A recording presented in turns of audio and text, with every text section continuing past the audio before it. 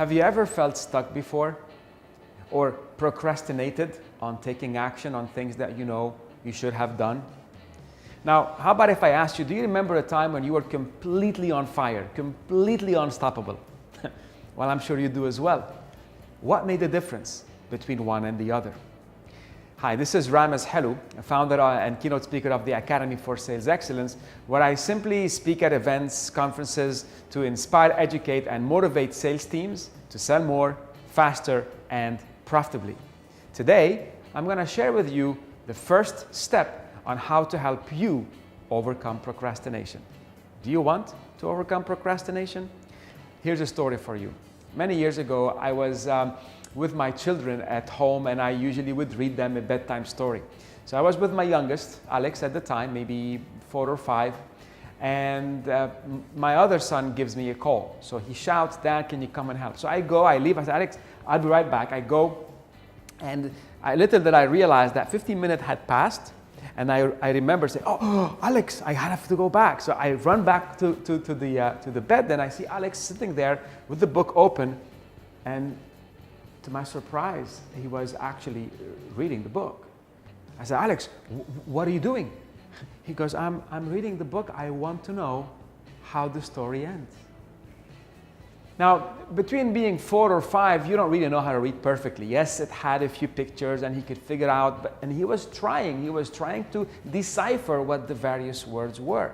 It was an amazing sight to actually see Alex really fighting to figure out what these words were, because he really wanted to know how the story ends. So my question to you is, do you want to know how your story ends? Do you have a big enough why are you where you are today? See, because the number one thing that you got to have in order to overcome procrastination is you got to have a big enough why. There's a saying that goes, if you have a big enough why, you'll overcome any what. And just like Alex, who overcame his inability to perfectly read at the time, just because he really wanted to figure out the rest of the story, you can do the same. Now in sales, I remember times when I was completely unstoppable, going for a certain incentive, or going for a certain winning of a prize, or buying my first car or my first apartment. Unstoppable. Now something happened when I got to the goal. It felt like, okay, I got there. I was satisfied. I kind of stopped being as passionate and as on fire as when I was when I had the goal. So the most difficult thing, or the most dangerous thing, is to achieve a certain goal in life and not to have your eyes focused on the next goal that you're going after. That's it.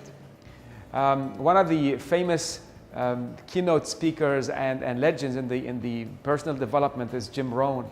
And in one of his speeches, he talks about that there are 2 pains in life. One is the pain of discipline, and the other one is the pain of regret. Discipline, of course, only weighs ounces, while regret weighs a ton.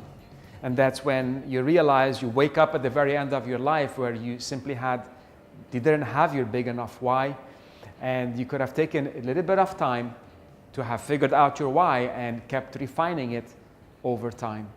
So before this video ends, make a search on YouTube, find topics on how to find your why, or even you can look at Jim Rohn's or Zig Ziglar's or even Brian Tracy, some of the big guys in terms of goal setting. It's not a goal setting talk. However, you got to have that why and spend time to figure it out. I'll see you next time.